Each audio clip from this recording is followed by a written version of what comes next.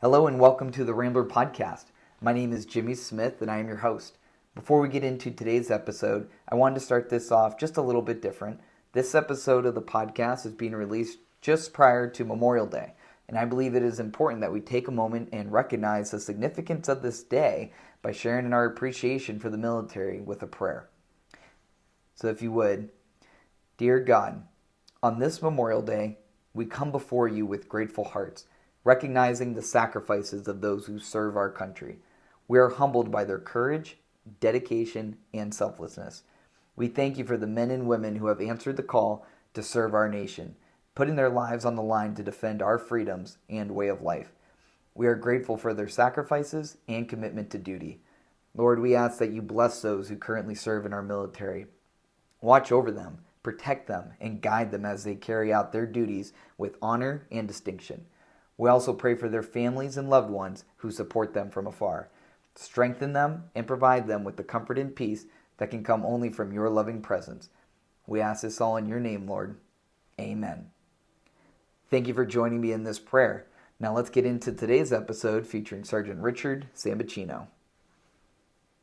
Hey everyone, my name is Jimmy Smith, and welcome to episode number 23 of the Rambler Podcast, where we are passionate about sharing what makes Cathedral Prep the standard of excellence. On this episode of the podcast, we're very excited to have Sergeant Richard Sambuchino on as a guest.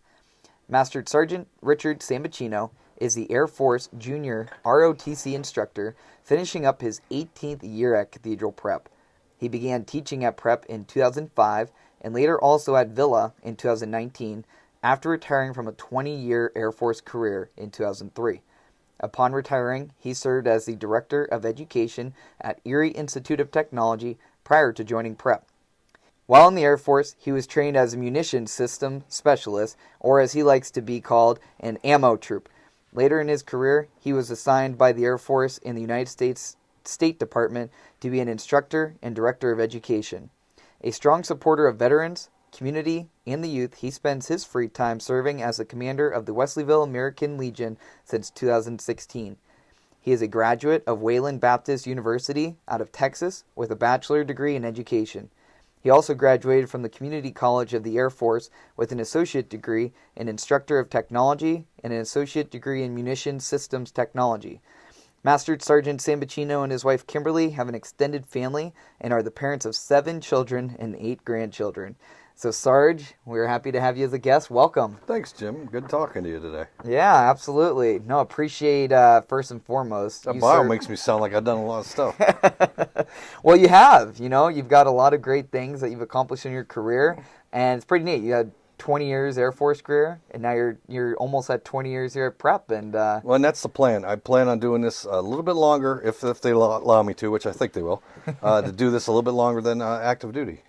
So I retired at 20 years, even though I didn't need to right away. But yeah, it was time to retire and start a new life. So yeah.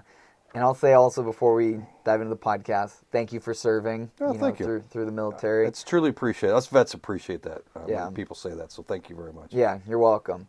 So as we kind of jump into the podcast here, let's kind of talk a little about prior to your time at Prep. What led to you even deciding to join the Air Force? Yeah, that's kind of, when I reflect on that, I'll be honest with you, I don't know why. I think, I started working when I was 15 at a warehouse here in town. Mm-hmm. I'm from Erie, Pennsylvania.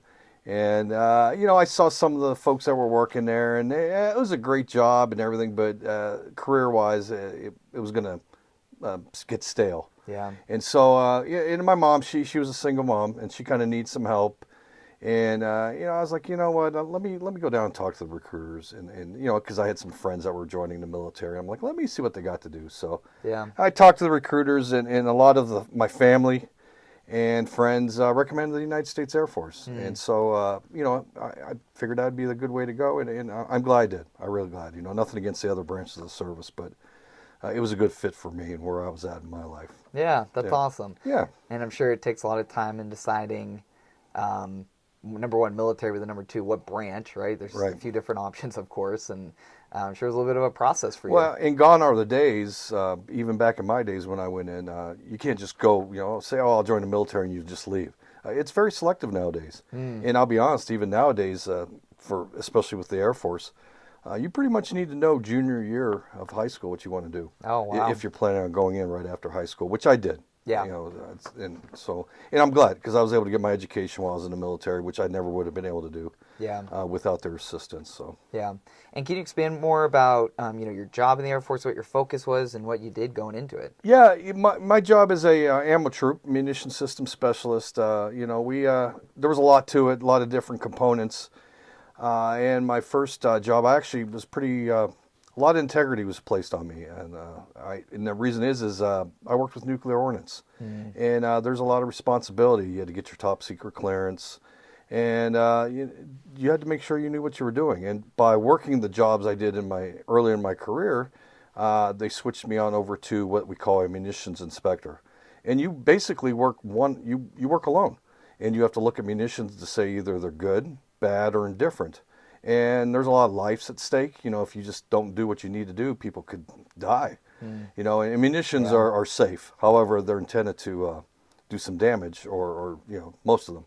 And so, a lot of integrity was placed upon me. So I had the luxury to be a munitions inspector for quite a few years in my career. Wow. And that allowed me to travel because everywhere, like when I was stationed in Turkey, the country of Turkey, you have little sites everywhere around the country. And they have munitions, but nobody there knows anything about them. So we'd fly into there and inspect their stuff and make sure it was good to go. The nuclear planes that were on alert, they have conventional munitions we had to make sure we're good to go and deliver to them. And these people, they stay in their little shelters for like 3 days at a time, kind of like firemen, how they stay at the fire hall for days at a time. These folks did too. That way, if the whistle blew, they ran on out to the plane, fired up the engines, and delivered destruction. Thank God that never occurred, but they're always on alert. So Yeah. So it was neat. It was neat to be entrusted with that high level of job most of my career. And you said you traveled to Turkey. Yeah. You travel all over the world, or well, you could say? I actually joined the Air Force to get away from Erie, and I ended up right down the road in a place called Rome, New York. It's no longer there. Actually, they had that second Woodstock they had back in the day was at the air base there. Yeah. But it was nice enough. I was close enough to home, but not at home. And then boom, I ended up overseas for the next 9 years. I ended up in Turkey, which was an eye-opening experience. Definitely a different country. I loved it. But different. Then outside of Amsterdam, I was in the Netherlands for a few years, and then I ended up in an army post, ironically, and there was a few of us Air Force folks there in Pisa, Italy, and so it was nice to experience. And with that, you travel. You always get to travel for leisure, of course, and for work. Yeah.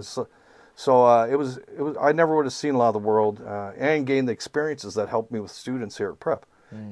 So when we teach global culture studies, I was there, Right. I can tell you firsthand, what it's like in different cultures, like the Muslim countries over there in Turkey, what their culture is all about and what have you. So, Yeah. It's a lot different to be able to teach off of experiences versus, maybe having read about it or studying it. So it's a great value that you add to the students here at Prep by, being able to do that. Yeah, and when you tell a story, it's like, well, here, true story. I was there. Yeah. You don't want, I don't even want to get into the stories, but, it's firsthand, this is how they conduct themselves. Right. Yeah, for sure. So, 20 years you spent then in the military. As you look back on your career, what are the things that you look back on that, you enjoyed the most about serving during those years? I already kind of hit the nail on the head with the travel. I mean, I never would have seen the world like I did.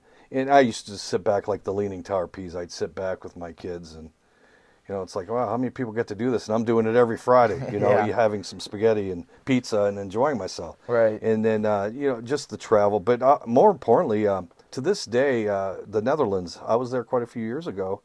And we still get together every year, about 15 to 20 of us. So the friendships over the years, you meet lifelong friends, and because nobody else was from Erie, I was from Erie, but we travel, we see each other. So the friendships, the travel, playing sports. I wasn't super athletic, but they had intramural teams. I traveled to go play badminton, for crying out loud. They were dying for somebody to play, and so I got to travel to a place called Izmir, Turkey. and I play badminton. I'm like, well, I played it a few times at some picnics. I'll give it a try. And so I represented the base, Yeah, So that's fun. The travel and the friendships, lifelong friendships, the camaraderie Right. that existed. Because, there were some tough times. Being in the Air Force, you have your Air Force base. Mm-hmm. Well, working in munitions, the bomb dump, we call it, the munitions area is nowhere near the base. So like when I was stationed in Las Vegas, the base, Vegas is right there. Well, yeah, we weren't. We were about 10 miles away. Yeah. And they do that for a reason, because there's munitions there, and if there's a mass accident, which knock on wood there shouldn't be, Right. the base isn't affected, the population isn't affected, just us. Yeah. We'll be having a bad day, but Yeah, everybody else will be all right. Civilians will be So okay. yeah, we're geographically separated. So Yeah. yeah. Yeah, and as noted when I was reading your bio, speaking of community and whatnot, you're a big supporter of being involved through the Legion with the youth, and the veterans and serving your community.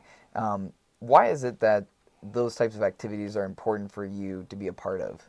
Yeah, I'm going to be honest with you, Jimmy. When I first got out of the military, you miss it. And I actually thought about trying to go back in. Oh wow! And I got involved with the American Legion. There's great organizations out there. There's the VFWs and you name it, they're out there. But the American Legion was close to home, and so I kind of got in there, and I got mentored by some pretty good people that were there. Once I saw the good they were doing, and even to this day, I slowly moved up in command. I'm the commander now of the Wesleyville American Legion, and it took a while to get there. And then now that I'm there, I just enjoy the heck out of it. A lot of people don't realize what the Legion does. Back in the day, everyone thought it was just a place where old, crusty veterans went and smoked and drank beer, and that was it. Nothing could be farther from the truth. We give to the community. We give to the youth. We give to the Prep JROTC regularly. And we take care of veterans. And it's just fun to do, the things that we do there. We work very close. Just a couple weeks ago, we had the fire department bring in the Easter Bunny for us, and we had all the kids that were 12 and under at the Easter party. So people don't realize that we do a lot of those good things. Wesleyville Days, since we are in Wesleyville, we're a strong supporter of the Wesleyville Days. Shortly, and I know you know of it, they're going to have the banners going up. Yeah. And I think it's your grandfather you said is going to be hung Yep. up there. So that'll be nice to see. They're going to have that up for Memorial Day. They were able to keep costs down from us giving to the community. So, and absolutely the veterans, it's just supporting them. This past Sunday, myself and another officer, we drove around. We have some veterans that hadn't renewed, because we get the roster on who hasn't renewed. And we didn't pound on their doors hey, you didn't renew. We pound on their doors because, we see they've been a member for 30 or 40 years to see if they're okay. Right. And we found out 2 or 3 of them have been deceased. We just never got the word. A couple are in homes. And so it's what we call a buddy check. Yeah. And so, we do quite a bit. We give away quite a bit. And, it's a great pleasure to do the things we do for the community, the youth. Yeah. With the scholarships we give away. I could brag all day about all the things we do as far as the Legion goes. But it's a good thing. Now, this might be a kind of naive question to ask, but are there legions set up? So there's Wesleyville that you're a part of. Is there an Erie Legion? Is there a Mill Creek Legion? Or is there different ones that... Oh, yeah. Erie has the luxury of having quite a few legions, Okay. American Legions. Yeah. Not every town has that. So, there's different ones. And I'll be honest, there's 2 huge ones, and one's out by the airport, and we're on the east side. So they're west side town and east side town. And there's a couple other smaller ones in town. Yeah. But people don't realize we do about 500 veteran funerals a year. Oh my goodness. People don't realize we do that many. And so I got an honor guard there. They're just super with what they do. And nothing would be sadder than to have a family member pass and not being able to have a military recognition at the grave site. So that's a lot of, and these people do it all everyone's volunteers. Wow. Nobody does this for the money, so we get the joy out of doing that. So there's a few, and we all have the same mission. So some are a little bit stronger than others, and we happen to we're the biggest in Erie and Crawford County, or one of the biggest, and so we have a pretty big charter of events to do. Well, it's great to hear about the work that you guys are doing through the Legion and serving your communities and being able to make an impact there. Just how you said, the goodness of your guys' heart to be able to do so. Right, and just so you know too, yes, I'm the commander, but there's a whole team of officers there that contribute to the whole efforts. So I'm definitely not all on me, but Yes. I just kind of guide the ship, and everybody else is in the back screaming, "Go left, go right, Yeah. do this, do that." So That's funny. yeah. No, appreciate you sharing that all. And, so next question for you is about, so now you're here at Prep, right? So you spent your 20 years going through the military, had your little stint with the Erie Institute of Technology. So did you always want to come back to Erie? Is the first part of the question. Is the second one, how'd you end up at Prep? Yeah, well, I mentioned it in the beginning. I'm from Erie, PA. Right. And I always wanted to get in the Erie area when I retired. Yeah. My wife's from Kansas, and I kind of like that area, but she didn't want to go there. And so I said, well, all right, well, then let's go near Erie. And so we ended up here in Erie. Yeah. And, having a 20-year military career, all of a sudden you're in the civilian world, and you're like, oh, what do I do now? Right. And I actually started teaching part-time in a couple subjects I knew nothing about. I knew about it, but I wasn't very strong. And I started teaching at Great Lakes Medical Institute. And, I was a master instructor in the military, so I'm going to brag. I could teach anything. Yeah. I don't know what I'm talking about, but I can sound like I know what I'm talking about. You're going to learn something. We don't know what it is. And that's not the case nowadays. Nowadays, I do know what I'm talking about. Just clarity, But, yeah. Yeah, but back then, I was a part-time teacher, and then they saw my resume that got me in the door, and they're like, we need a director of education, and it's what I did in the military. Wow. I started out my last 6 years. I became an instructor in my last 6 years in the military. I wanted to help others out, and I witnessed a pretty bad munitions accident, and it was safety related, and that's what they teach at the munitions school is safety first.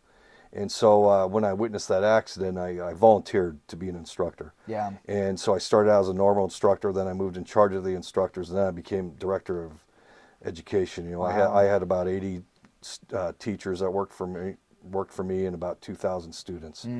And so it was a 24-hour day operation, not 7 days a week, thank God. But so anyways, I had that on my resume when I got out of the military, and they saw that and they moved me on up there. And the civilian world was a little different. And I always wanted to do junior ROTC somewhere. And you could apply a year prior to retiring, and there was just no openings. I mean, look at me, I'm on finishing my 18th year. Right, yeah. I know there was a couple of my counterparts that did 26 years and plus, So with that said there was just no openings. And so I'm like, oh, well, I guess I'll have to get a real job. And not that this isn't a real job. Right, but it wasn't available yet. Yeah. This job's too much fun. I don't know why it's real. And you'll probably ask me a few questions, and you'll understand why it's so much fun. Yeah. But there was no openings, and then things didn't quite work out as director of education, and it was a little bit more of a demand than I wanted. I just happened to look one day, and boom, they have a website. Okay. That shows openings. I just went to it. Actually, I think there was a job offered somewhere else in town, and so I just went to the site, and Prep just happened to be on that day. And then it worked out great. Right before I came here to interview, I was able to smooth over Father Jabo a little bit because one of my softball mates that I played softball with golfs with him all the time. Oh, there you go. And so I kind of just threw some names. I'm sure he would have hired me either way, but I did some name dropping. Hey, so-and-so said to say hi. Right, yeah.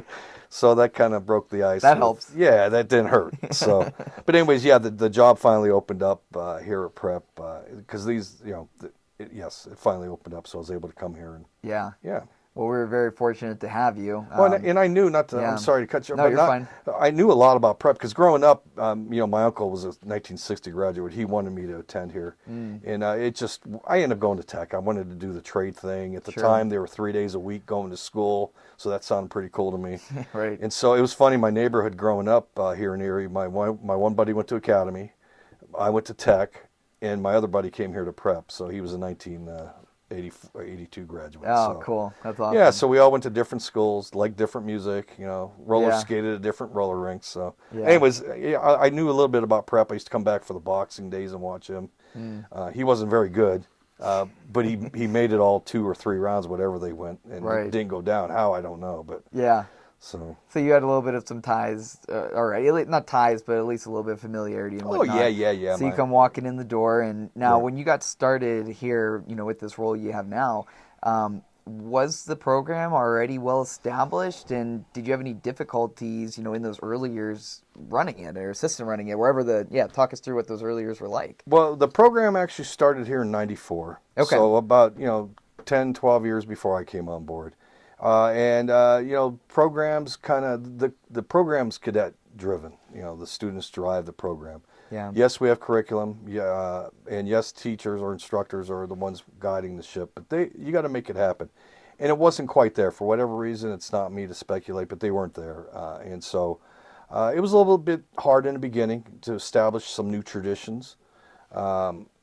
To kind of get back to the basics, because there's two of us that do this job. Okay. And they do that for a reason. One doesn't sit back and do nothing. We work for the school, so we work for prep, but we also work for the United States Air Force. And so behind the scenes, there's a lot of Air Force requirements that need done, and you need two people to accomplish that. Gotcha. And so a lot of people don't understand it. So we get half our salary from the school, half from the Air Force. But our master of all is Cathedral Prep. They have to want us to be here.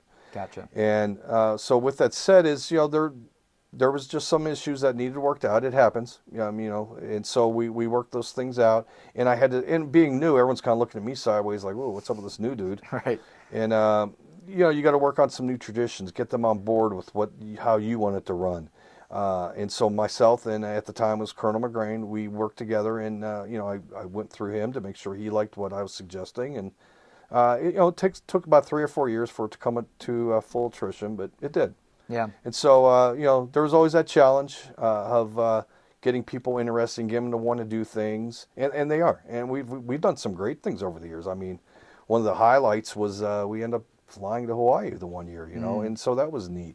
And we didn't go there and just lay on the beach. We did so. Actually went to a Catholic all-boys school while we were out there for Good Friday. Oh, wow. And so what an experience. All of my students wanted to live in Hawaii for obvious reasons, and all of those students wanted to live to Erie so they could see some leaves fall and play in some snow. So it's kind of like, well... But all it's cracked up to be. Yeah, so you get to do the trips with the kids, and, and I kind of mentioned when I said this job is too much fun. I mean... It is. You get to go places. You get to see things. We go to West Point, and it opens the eyes to the kids. And probably the best part of this job, and I'm getting a little sidetracked. They're fine. But sometimes I have some kids. We're not a military recruitment agency. We're not. We had our awards ceremony a couple weeks ago, and I mentioned only 4% of students graduating go into military from Junior ROTC. And everyone's like, what? They're not all going to military? They're not all going to Air Force? No, most of them don't. Because it's a leadership program. That's why they have two of us. Both of us, you have to be retired Air Force in our case. There's other ROTCs that have Army and Navy, et cetera, but Gotcha. You have to be retired from that branch. But it's on our experiences. I didn't just have 80 teachers working for me and 2,000 students and not know what I was doing, right?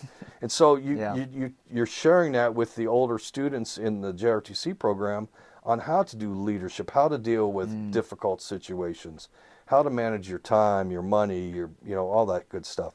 And so you get that when you're talking to the students, and you're able to share that experience with the students.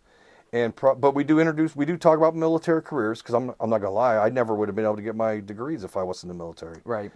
I know we're a college preparatory school. Well, some of the students maybe cannot afford college, right? Yeah. And so there's some avenues. My son he graduated in 2009, and it wasn't quite there financially for us, and so he went in the Air Force Reserve. And guess what? They paid most of that. You know?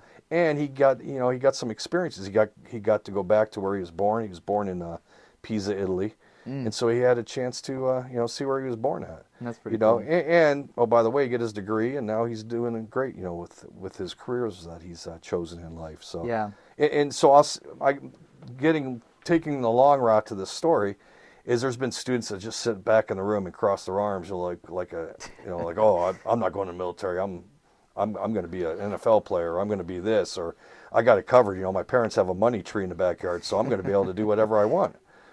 Well, about 5-6 years later, it's like, hey, Sarge, do you mind? How you doing? This is so and so. Do you mind doing a recommendation? I'm thinking of joining the Air Force or joining the Navy. What makes me feel good is I know that we presented it to them, and they listened and they heard that there were some options out there for them if needed. So that makes you feel good when you hear that kind of stuff happening, and it's been happening a lot lately. A lot of students, they get done, they get their degree, and they're like, "Oh man, how am I going to pay for this now?" Right. And so there's some great things out there, and we share that with them, but we don't shove the military down their throat. We really don't push, right? Yeah, this year I got 14 students graduating. If you would have asked me 6 months ago, nobody was looking at a military route. Now that it's time, it's like, oh man, we graduate here like in a few days. Now it's what am I going to do? I actually have 2 that are thinking about it seriously, and a third one looking down the road. And it's all from the conversations, the trips that we take. We do these curriculum and action trips, and so the guest speakers we bring in. Right. So it's kind of neat when that kind of comes together. Well, and it's one of the best things, sounds like, about the program is the amount of exposure and opportunities for leadership the students get while part of this. It's not, probably as a, high misconception is, you join this program if you're considering the military and that's it. It's like, that's not necessarily the case, from listening to what you were just saying. No, it's not at all. Yeah. It's not at all. So, yeah, I can imagine the amount of exposure these students get by being a part of the program, the leadership aspects. I mean, leadership in general, that can apply to anything. Oh, it does. Kids can pursue. Yeah. So, yeah, no, that's great. And you kind of hit on one of the next questions I had for you about what do you enjoy the most about the work you do here? And, you're talking about the travel, that you get to do with the kids and helping them see different things and have experiences. Anything else that stands out to you about, you've been here for 20 years now, right? Doing what you do for prep, serving faithfully and for the school and the community. What brings you back year after year? Why are you enjoying what you're doing? I'm not going to lie. I have the luxury, we do volleyball tournaments, we do marching competitions. And so you get a lot of cross feed with the other instructors, from the area, Pittsburgh, Michigan, wherever the heck we go. And this is a great school. It's very family orientated. I felt welcomed as soon as I started here back in 2005. They generally seem to they care. Yeah. And I'm not just saying that because you're this is a prep podcast. The audience, right? I'll be honest. I really really enjoyed it. I had the opportunity quite a few years ago to go elsewhere. They had asked me. And financially it would have been smart, but I was like, no, I'm at the point in my life where it's not always about the money, and I enjoy coming here. To this day I enjoy it. There's been a lot of changes over the years, but just a few. Yeah, just a few. But I'm not going to lie, and I was very, very excited when we added the Villa Girls in 2019. Yeah. That was a lot of years in the making. We wanted to do that right away because it's the right thing to do. Yeah. And being at the time, I don't quote me, but I think there was only 2 or 3 schools in the country that were all boys, and we were one of them. And everyone's like, oh, it's a boys thing. No, it's not. Actually, most ROTCs are 50-50. Right. And so I was glad to get them on board, mainly because we were one school, and it was the right thing to do. Yeah. And that part was a little rough, going back and forth the last few years. And also, all my fun toys were over here at Prep. And I tried to mirror that same stuff over to Villa, but I didn't have all the logistics, and no fault of the schools. Right. It just wasn't practical. Right. Like we have flight simulators in the classroom. It just wasn't possible to do. Sometimes while we fly, I take the kids flying with the Civil Air Patrol. Sometimes I just logistically couldn't work out to I had to either be at Prep exclusively with that or Villa exclusively with that. So. Yeah, that was probably one of the harder parts, if there was a hard part. But now that we're all together in one building, I'm loving it. It's probably super. Smooth sailing, no pun intended. But with yeah, it was sailing. This is an Air Force program. Yeah, sorry. But probably smooth sailing though. No, for this year, having everybody under one campus now for you, you're probably loving it the most out of everybody now. Well, what's nice is I have a new partner I'm working with here, Colonel Moses, and so it's perfect. It's the perfect storm. A new building, we're in a new classroom and expanded. Yeah. Everyone talks about all the construction going on around here and all the the big stuff added on. We're in the basement. Yeah, tell the prep alum where you're located now. Yeah, we're down in the old band room. I heard it was another room as well at one time, but it's an expanded leadership lab. People, I always said we should brag about that because we went from being in a normal classroom with hardly any space to we're able to conduct business in the classroom. Simple things, stationary drill. We tripled our size of flight simulators. Wow. Flying's a big part of it. I never flew. I blew things up, but I never flew. And I didn't mention that. That's what I used to have a chance to do when I was in the military. Is weekly when I was teaching, we would blow C4 and TNT up. Not just because it was fun, but also to teach the safety aspects. Hey, you got to be safe, because if not, this would make a day bad for you if this goes off, and this is what it'll do, right? And so we got to blow things up. So anyways, we're not blowing anything up here. Yeah, right. But we are flying. Next Friday, we're taking about 50 students. The military is going to fly on in here. Wow. Open the back doors of a military aircraft. The students will get a chance, some for the first time to fly. They'll take them around. They'll get a chance to see how they conduct their business. They'll get a chance to go in the cockpit. And it's just a super, and it's one of the perks of being in the program. We do some pretty cool things. Yeah. And granted, we do the honor guards. We'll do flags before games. Coming up here, we got the Erie Seawolves we'll be doing the Cleveland Guardians here in a few more weeks. And then we also we help out with military funerals over the summertime. I mentioned how the American Legion does about 500 funerals.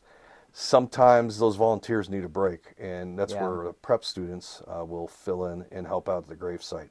And they gain such an appreciation of the moment and what they're doing. So, right. Yeah. So, to kind of wrap up talking about your time with prep, you've talked a lot about parts you enjoy, the things that you've done. Is there anything that stands out to you more than others as one of your proudest accomplishments in leading the ROTC program? And maybe the Villa experience was one, or maybe not, but just anything else that sticks out to you about your time here, in working with prep? I'll be honest with you, there's tons of, I've had about, when I added it up, because I did that because I knew I was going to be asked a question similar to this, I've had about 700 and some students come through the door. Wow. And some stay most of them stay for 4 years, believe it or not. They got to listen to 4 years of my stories. And that's what's really neat, is when you have a student for 4 years, you really gain, you get close to them.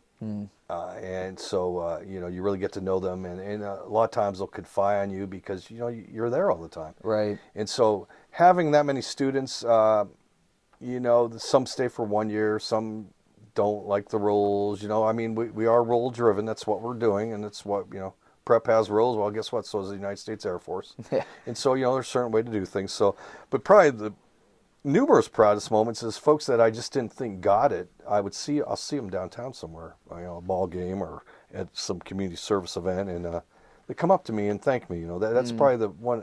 I don't know how to put it, because I just press forward. I do what I need to do as far as having a professional relationship with the kids. I present the curriculum I need to do, and we get through what we need to get through. So the kids that come to me afterwards, it shows that you made a difference in their life. Right. And even the ones that were, I always knew were successful, it's just nice to get caught up with them and know that you've impacted them. Because the nice thing about the curriculum that we present in Junior ROTC, we have our requirements for the social studies for the freshmen and sophomores. But in addition, it's kind of like going to a store. Do I want chocolate milk or regular milk? You can mix it up. Okay, well, you don't have to have chocolate and regular milk the same year with like freshmen. You could do just chocolate, or hey, maybe put in strawberry milk. I like strawberry milk.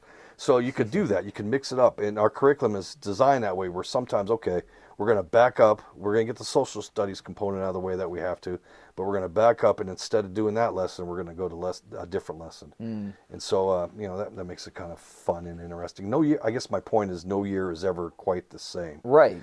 Some years they're highly motivated, some years not. Some years we're taking multiple trips, some years not so many. So, And it seems like it's a pretty special moment for you when you do have a kid that comes back, especially the ones you think didn't get it, right? And yes. They find you, they say something to you, let you know they appreciate it. It's got to make you feel good about the work you've been able to do here. Oh, you yeah. And the team. And then you see these students, and they look so sharp, and then you get you always hear, it's not monetary, it's the simple thank you from a parent or grandparent. It's just, wow, I didn't realize I made that much of an impact. And some of the letters I get from parents just floor me. It's like, well, I'm glad, and it's not just me. Please understand that there's two of us instructors. But, yes. But, the whole program as a whole. Yeah. Yeah, absolutely. Yeah. And no, we appreciate what you do. You know, No, I appreciate that's cool that you did look that up to see about 700 students that you've had through the I program. lied. It's 800. Oh, 800. I was flipping through and I finally found it in my notes. Yeah, oh man, no, 800. 800. Yeah, so I'm glad you clarified that. And I'll be honest, Jimmy. That's pretty Most neat. of those, they don't have to stay all. They don't have to stay all but 1 year if they want. You know. So, but most of them are 4-year people. Most of them. And Wow. and that's their choice. So. Yeah, that's awesome. Yeah. Well, last question I have for you here as we wind down on the podcast, and you know, thanks for the time you've had for us. And you know, this episode of the podcast is coming out 2 weeks prior to Memorial Day. You know, that's a significant day for our country. We should take a moment to acknowledge those who have given their lives to serve our country. You know, just your background experience. I was hoping that maybe you could share with us the significance of what this day means to you. Yeah, you know, I get asked, being a commander of a Legion, also being an ROTC instructor, I get asked to do speeches, you know, and Yeah. the speeches usually start off with, not my speeches, but they usually start off with, it's not all about hot dogs and da-da-da, and the first, you know, Walter opening up and da-da-da. Yes, that is true. But when it comes to Memorial Day, you know, I'm lucky enough to be heavily involved with the American Legion, and so with that, we play a part in a lot of patriotic holidays. And it makes you appreciate some of the sacrifices that others have made along the way. Well, let me ask you, when you think of a military cemetery, what do you think of? No, I know I put you off guard. Yeah, I didn't give you a list of questions. Yeah, you didn't prep me. I say a major military cemetery. Yeah, I think of Arlington, right? With exactly. the white stones. Yep. I'm glad you're over on. the hills and just see them for Right. days. You know, the yeah. Tomb of the Unknowns. And I'm glad. And this isn't staged, just so everybody knows at home. I totally caught him off guard, and I love it. So good. But keep me on my toes. Do you realize there are in Pennsylvania alone? There's several. Actually, there's 9 military cemeteries in Pennsylvania alone that are strictly very similar. Arlington's the big one, but there's 9 others in Pennsylvania. One right down the road on I-79, the Alleghenies. Okay. It's right by the Pittsburgh airport. So there's 9 there. And then there's 17 countries that have 26 national cemeteries. So you have Arlington, which is the national cemetery, and then you have 17 countries. You name it, France, the Philippines, et cetera, et cetera. I had the luxury. I'm going to tell you a story, if that's all right. Yeah, because please you asked me what. I asked the question, so. So I was going to school. You know, I was stationed in Italy, and they sent me to school in England, Cambridge, England. And we had the luxury of at the end of the duty day, which is typically 4:30 or 5, to take the flags down, do retreat, they call it, at the cemetery. So we were out there waiting to take the flags down. And, you know, I was in the military. I'm patriotic, and at least, you know, I thought I was. And, you know, but I was like, okay, we got to get this done. You know, there's some good fish and chips I want to get to. And I'm not trying to sound bad. Right. I love America, and I'm very patriotic. Yep. But all of a sudden, they came up and said, hey, can you wait about 15 minutes? And right away, you know, a bunch of us, our eyes are rolling like, oh. Well, here comes a bus, and these folks they're World War II vets. This is quite a few years ago, though. Yeah.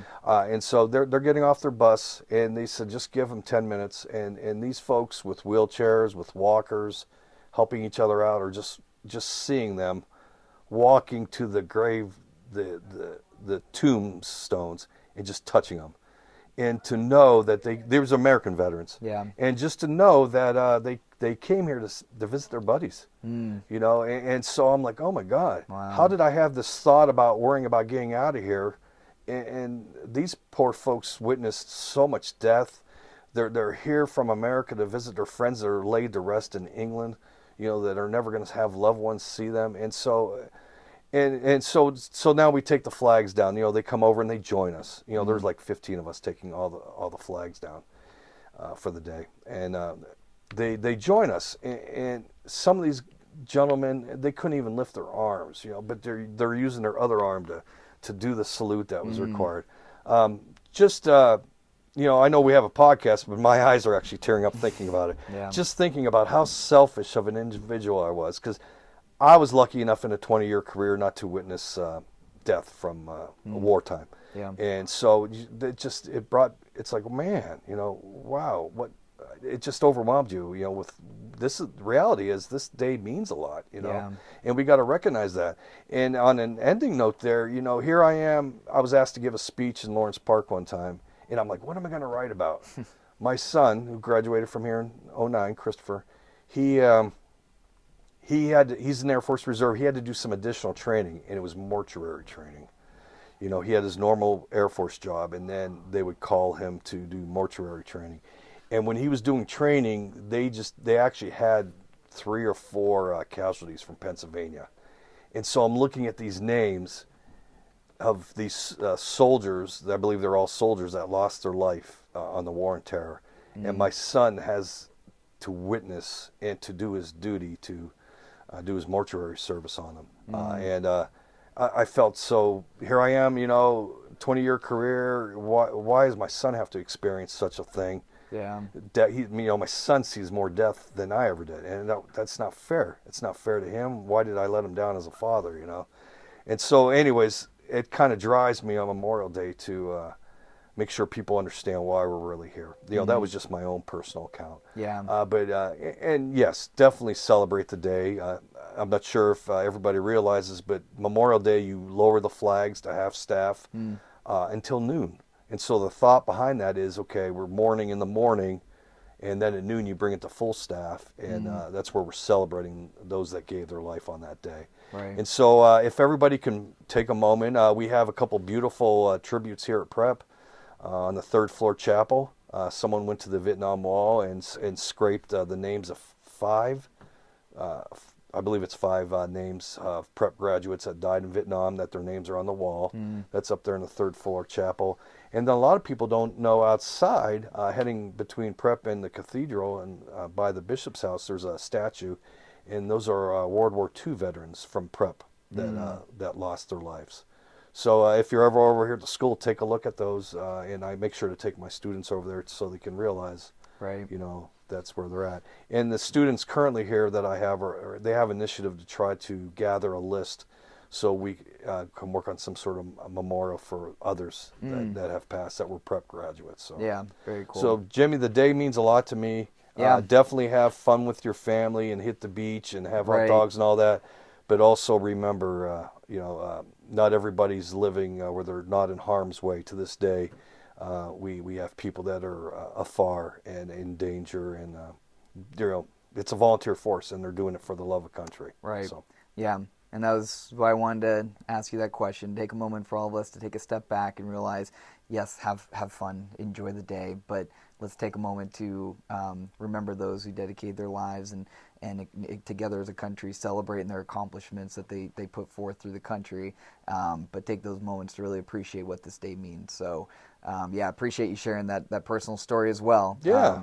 I was getting chills sitting here listening to you. It was, it was a good day. Yeah. And I want to tell you too, I appreciate you doing the podcast, and I appreciate you having me. A lot of people don't know me. I'm a kind of people, they don't know what I'm all about. Yeah, I run around in a uniform. Well, I'm proud to run around in a uniform, and we're showing these students, we do talk about honesty, integrity, love of country, but we hit them hard with leadership and what are you going to do when you grow up. And now we're talking about your college choices, so right. We make the whole person here, and they get to, that's why I overemphasize to do something simple like wearing the uniform properly. Yeah. It's not because there's rules. No, because you represent more than yourself. You're representing the United States Air Force and those veterans before us. So there's a YouTube video of a general of some sort who has a speech, or maybe it's a book even that's called How to Make Your Bed or something like that. He's giving it at a commencement, and it's all about doing these little things that create the success, because ultimately first thing you do in the morning, you make your bed, you start your day off with a win, and you just build it up from there. So I have to check that out. It sounds like something I could steal from you. Using class. Right, exactly. So, nice. Well, hey, you're doing great work for the school. Thank you again for your commitment to Prep and all the work you do, and happy to have you on the podcast, and thank you for sharing with us today. Yeah, and I appreciate everyone listening, and hey, have a good Memorial Day, and let's get out of the school year and let everyone graduate, and we'll come back ready to do it again next year. That's right. Yeah. Absolutely. Amen. Thanks again. All right, Jimmy.